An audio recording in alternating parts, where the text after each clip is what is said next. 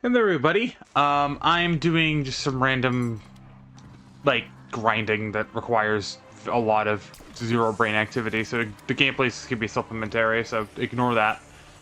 Um, this would have been a video proper, which would have been fully scripted and had more actual sustenance to it. However, it still might happen. It's just as it is, I want to kind of just get my thoughts out on it because of relevant topics that have happened since I actually started making the script for it, and that's Starfield.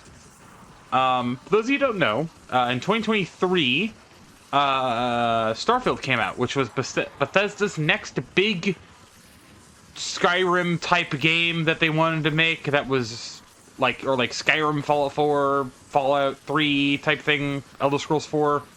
They wanted to kind of make to be their next big AAA entry. And it was received with very mixed and also semi-negative reviews. Now, you know me. I'm a very positive person. I like to play games not just for the sake of playing them and having fun, but for the sake of experiencing different stories and different worlds and stuff like that. And I was excited for Starfield. I really was. And I did play a good chunk of it, and I did try my best to enjoy it, but after two separate saves with over 20 to 40 20 to 40 days in game, or I think 40 days in game total, like 20 hours each for both saves, or 20 days each for both saves. Obviously not in a row, obviously not that crazy. I don't like Starfield. I was going to say I hate it. But I don't enjoy it as much as I would have wanted to. Now, why is that? Starfield is meant to be this very overarching game that's meant to help be a new type of genre and Bethesda reaching into this sci-fi world. Which it does. And I think the overall gameplay and experience that is Starfield is very fun. However, my problem is not with the game and how it feels, it's with the amount of things to do and the amount of content there is inside of the game. Now, I have not played the DLC, so I have no idea of the quality of that. Not because I don't want to, but because I'm basically waiting for effectively like a Game of the Year edition or like the entire like premium edition to go on sale. But the main thing I want to bring up when it comes to Starfield is going to be the lack of enjoyment in doing any form of quest that is not the faction or decently long-winded side quests. Because I think the quests that have interesting characters and interesting ways of solving it. Also, wow, I can't believe I just went down. So I get for trying to melee on round technically 15, but still, it's what I get for trying to melee on doing this after just using the pistol for so long. But from what I expected was going to be a lot more depth to the game and a lot more things going on, when in reality what ended up happening was obviously I did the normal quest. I did all of I basically did a good chunk of the main quest. I also did a lot of the faction quests. I have technically done every single faction quest to some degree. I have done a lot of the more interesting side quests that are more single character based. I've done a couple of the companion quests.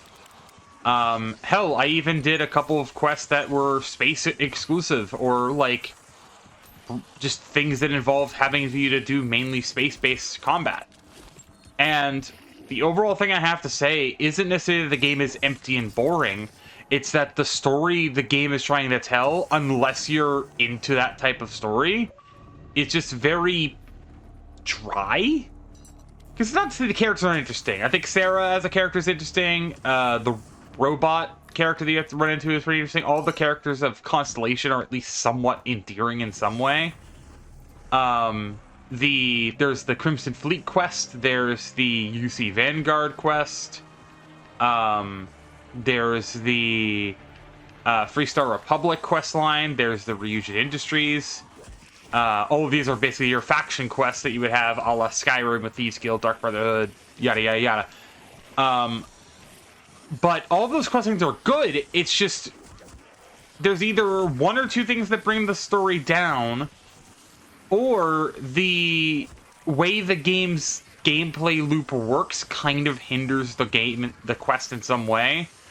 Like, Ryujin Industries is effectively your Thieves Guild-esque quest line, and the persuasion system and the sneak system are significantly nerfed from games like Skyrim and Fallout and stuff like that, which makes sense because sneak is one of the most broken things you could use in a Bethesda game, to be fair.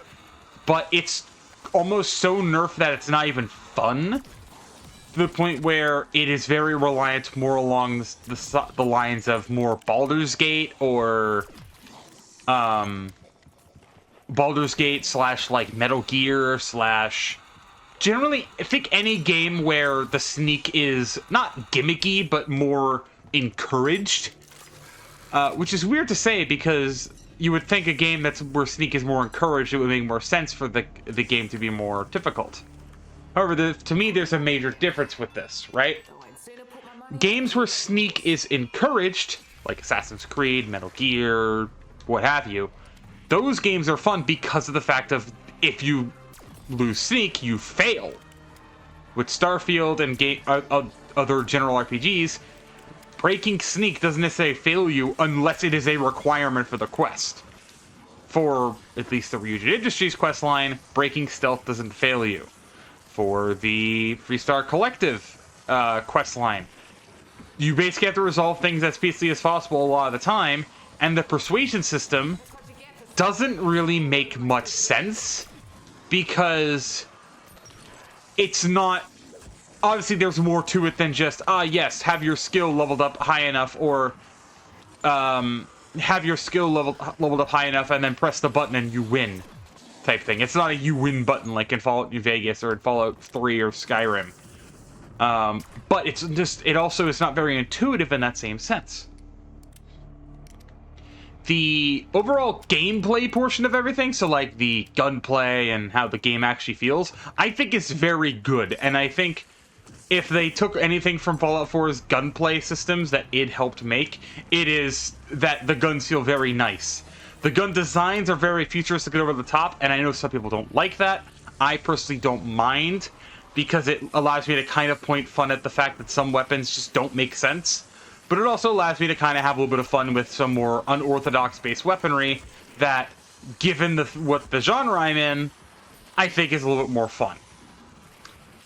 Now, you're probably wondering, like, what's the big deal breaker for Starfield for you when it comes to something like, compared to something like Skyrim, or Fallout 3, or Fallout 4, or New Vegas? The main quest is just awful. And that's saying something, given the fact that my favorite Bethesda game is Skyrim, one of the notoriously most boring main quests, at least in the Bethesda title. Here's the thing. The early game and like, a lot of the Bethesda storyline quests, when it comes to, like, Skyrim, yes, it's boring on repeat playthroughs. When you have to do them for certain unlocks, like, for example, unlocking stuff like...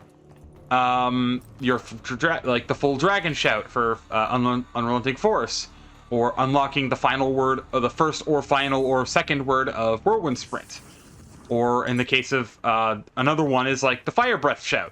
For you to be able to use that, you need to go to Party Snacks. I know it's Parthenax, I call them Party Snacks because it's funny. But getting through to that point isn't necessarily the hard. Is like, yes, you can just kind of spam A, but if you've gone through it once, you obviously don't need to go through it again. You can kind of just spam A, or maybe just do the quest a different way, or what have you. Even so, there's to me, there's only 3 or 4 quests in Skyrim that I absolutely despise redoing. And that's the Diplomatic Immunity, just the general Thalmor Embassy quest, because I just find that quest very boring. And then the quest that leads you, effectively, if you don't do Civil War, having to do the peace meeting. And if I do Civil War, then that's one thing. But the other one is just generally the Skuldolphin climb. I find that Skuldolphin dungeon just so boring. Now, Now, if I might as well go to Fallout 4, because obviously maybe not everyone plays Skyrim. Maybe Skyrim wasn't their cup of tea. For Fallout 4, for me, worst quest in the game is the first one, where you have to defeat a Deathclaw. And you're probably, well, it's the first quest. I mean, you have to, of course, the first quest is going to be kind of meh. The Courser quest, if you're underprepared for that quest at any playthrough, whether you're on easy, normal, survival mode, the gunners at that level, if you're just focusing main quest, will obliterate you. They are very over-leveled, given the sequence in the game you have to go through. You effectively just went from the Glowing Sea, which is higher level non-human enemies, to arguably the same level human enemies, if not somewhat higher, within a quest. And it's not easy. Like, yeah, but a lot of Bethesda titles kind of encourage you to not do the main quest all in one go, which is kind of the problem. But at the same time, if you're speedrunning it, unless you know speedrun tech to skip a lot of those quests, there's really not much you can do. I think another good example of another quest that I'm not a huge fan of is Mass Fusion, specifically when you're on the Institute side. That quest is a slog, because your companion that you're forced to have for that quest is bad. At least with Ingram, Proctor Ingram for the Brotherhood of Steel side, she's at least, like, competent. I don't think you have to do it with the Railroad, but technically, for the Railroad, you have to side with you're basically side with the Institute up until the end. But even so, like, again, the scientist just sucks. She's not a good companion to have with you, and you're forced to have her for that quest. But another quest that, for me, drives me up a wall every time I'm having to do it is retaking the castle. I've only ever done that quest once, and I still think I don't have the achievement due to it bugging out and me not getting it. But still, I don't like that quest because you're basically forced into another high-level encounter with a Mirelurk Queen, and if you're not prepared for it, you're kind of screwed. Now, there are standout quests in Skyrim, Fallout 4. A standout quest for me in Fallout 4 is Pikmin's Gallery. Obviously, it's not main quest, but it's still one of the more fun quests in that game. Very nice little moral quest that I think is very fun. You obviously, for Skyrim, you have several, like, every single one of the Daedra quests is fun, with the exception of one that I will not talk about. A lot of the quests for the factions are very good, like Thieves Guild, Dark Brotherhood. Also, I'm really hoping that my recording isn't as laggy as it shows on my preview here. I might just need to restart my PC. I haven't restarted it, and I've restarted a couple days ago, and I've been still having issues with my PC, so forgive me.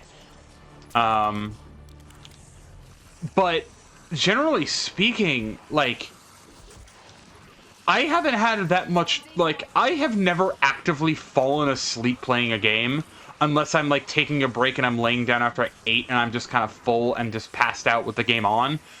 I actively was falling asleep playing through Starfield's main quest, but then when I played a quest like the Crimson Fleet quest line, which, by the way, if you're going to do any quest line in that game, do the Crimson Fleet one. Now, I won't spoil how it ends or how it necessarily goes through, but basically, if you're at any place where I think it's mainly UC Vanguard are, and you get arrested, go along with what they do. Just follow that quest line through to the end. You will enjoy yourself significantly. It is very fun, albeit a bit difficult, given if you run it early on like I did. But still, it is a very fun quest, and I recommend anyone who's playing Starfield do at least that. Especially the rewards in it are pretty fun too. You get a fully automatic revolver that fires like 8 shots. It's like 6 rounds, but it fires 8 bullets or something like that out of each barrel for 1 ammo. It's pretty crazy. But again, like, generally speaking, there is not a single quest I dislike in a lot of other games, or like, there's not a single quest that I hate. I dislike them, I don't hate them. That's something I want to make very clear.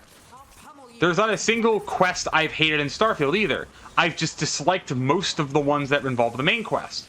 Now, the main quest story that I have done so far, I haven't finished it. That's the thing that's the thing that upsets me, is I want to finish Starfield, but every time I go to play it, I'm like, I'm just gonna go play Skyrim instead. Or I'm gonna just go play something else. And that's what sucks. Hell, the UC, if you want to do another really good one, UC Vanguard, it sets up, it's a really nice story that explains one of the more like your effective dragon slash deathclaw enemy in the game called a Terramorph. Highly recommend doing that one if you are interested in getting a little bit more lore-based stuff. But again, a lot of them don't have a lot of setup. UC Vanguard at least kind of says, hey, sign up for the UC Vanguard. They kind of shout it at you when you first get to Jemison, which is one of the first planets you go to. But again, just something about Starfield's quests don't hit the same that Skyrim's does. And you're probably wondering, why am I making this video when I still want to make a full-on scripted review video or / video essay style type thing on this? That's because of a little thing that came out a couple days ago, or as of this video going live, I think technically a week ago now, called Oblivion Remastered. I had never played Oblivion up until that one video that I made about a couple weeks ago now, which I'm going to talk about that whole thing in a minute. And I have been playing it off and on somewhat between grinding games or just kind of winding down before bed. And I have had nothing but a blast playing it, if only for the fact of, I'm not even necessarily doing the quests, I'm more or less just screwing around with the game engine a lot. And even then, the quests I am doing seem to be interesting. I have a few nitpicks here and there, but that's just more or less me not knowing how Oblivion works. But I'm not going to fault the game for that. Now, the thing you're probably wondering is, what does Oblivion have to do with Starfield? It's the fact that Oblivion, a game that originally came out in 2006, almost 20 years ago, rehashed it in a remaster with all of its content still intact, and mostly just kind of minor issues and bugs that were breaking the game to a no end, and even then a lot of the cool glitches that people love are still there. I think most of the things that they've done with the most recent update was like stability or like soft locking that are not intended. But even then, like, given all of that, I have had more fun playing Oblivion than I did playing Starfield in the exact same time that these games have been out. Like, in the length of time of the first week of Starfield and the first week of Oblivion Remastered, I've had more fun playing Oblivion Remastered. And I haven't even done like any of the main quests other than just escape the Imperial City and then just leave. In my playthrough video that I did go to the Priory, or Wenyan Priory, to talk to that guy. I haven't done that in a remaster. I mainly went to Anvil and then started the Fighters Guild and the Pilgrimage Quest. And now I'm on the opposite side of the map doing another Fighters Guild thing or something like that. I think I'm doing something involving like the City of the Guard being corrupt or something along those lines. If you know Oblivion, you know what quest I'm doing. But generally speaking, again, I'm enjoying the game. But yet Starfield, I just can't enjoy it. But I do plan on making a full video regarding Starfield. Again, that's more of a video essay type content, and it will include my gripes with the game, but it will also include a lot of the good, because there is a lot of good in Starfield that I think people are missing out on. But I also want to finish the game a little bit more before I do that, because I hate passing judgment on games without fully completing at least their main storyline. So that's part of the reason why it's been delayed so long, but obviously with other games getting on my plate, like obviously getting addicted to Skyrim, obviously COD having a yearly release, although I might be stopping doing that soon. And then stuff like obviously Destiny 2, Overwatch, just generally all the games that are coming out that I'm interested in, or that have something going on in them, I'm more invested into those than I am this, not because I dislike them, but because I have other things I want to do, you know? Basically, it's called a backlog, and mine's very big. Example, Breath of the Wild, Mario Odyssey, Tears of the Kingdom, Age of Calamity, Pokemon Mystery Dungeon DX, Let's Go Eevee. Obviously, there's some that I've already done videos on, but obviously I need to do full series on, like Celeste, like I need to finish Sonic Frontiers, Doki Doki Literature Club plus the side story content, although I don't really want to do those too much anymore, knowing that what the DLC community is like, but it's more for my closure in the game anyway. fucking, I'm just trying to think of other games on my list. Like hell, the Gears franchise, Crysis. I know there's a series I'm going to be doing soon that I will spoil, but I won't say when it's going up. BioShock. Like, again, so many games. Hell, I'm thinking about even doing the Battlefront 2 campaign, because I've heard that's actually decent. Albeit a bit, little bit short. But still, like, there are so many games out there that Starfield just kind of didn't hook me as much as I would have wanted it to. Because been looking for a game that, to me, would do what Skyrim did the first time I played it back in 2012, 2011. But Oblivion's doing that. I was hoping Starfield would too, but Oblivion's doing that. Hell, I thought The Witcher would do that for me. That's another game I haven't even barely played at all. And I really like the world of The Witcher, but I can't get into it because The Witcher requires me to, like, it's gonna sound very mean, but The Witcher requires me to use my brain more than I expect a game to do, especially when it comes to a fantasy title that I can keep wanting to compare to Skyrim, right? But that being said, I think just overall my feelings, just to kind of summarize it, because I don't want this video to go too long, is I like Starfield as a game. I just wish the quests and the story enthralled me more than they have. Because as it stands, Bethesda, it makes me worried for the future of Elder Scrolls 6. But it makes me cautiously optimistic that if they see how badly Starfield is performing, it makes me hope that with the remaster, I say rehash, not really that, but like with the re-release of Oblivion remastered and the general excitement behind that bringing more hype to Elder Scrolls, I hope it does truly, truly, truly make Elder Scrolls 6 a better title, if only for the sole fact of not repeating what Starfield did. Because I thought Fallout fans were very touchy about their lore and stuff like that. Skyrim fans, and Elder Scrolls fans in general, if they screw up Elder Scrolls 6, I feel like we're all going to be very devastated. But yeah, I know a bit of a weird rant here video, and there's gameplay-wise, it's just been me running around in circles killing zombies, trying to go for reticle challenges of all things. But it's more or less wanted something to put up, and it's something I've been writing a full review on anyway, and I kind of just want to get my thoughts out in a more just generalized fashion. But again, I want to make a full-scale review that talks about it in more great detail, in a way that I feel more comfortable doing it, as well as having more fun with the video editing style and stuff like that. I apologize if videos have been very low energy or very, like, rushed. I've had a really rough week the past week, and I'm trying to obviously pick myself back up from it and not let it get to me, but emotionally, just to give you a vague idea, I had my dog pass away a week ago, basically today. It'll be, well, a week ago tonight, technically. And then on Friday, especially Friday, I unfortunately lost my job.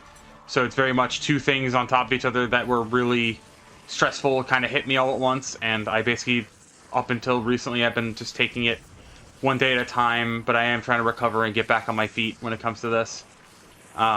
If you do want to support me in a personal way, whether that's just, if you do want to support me in any way, just subscribe.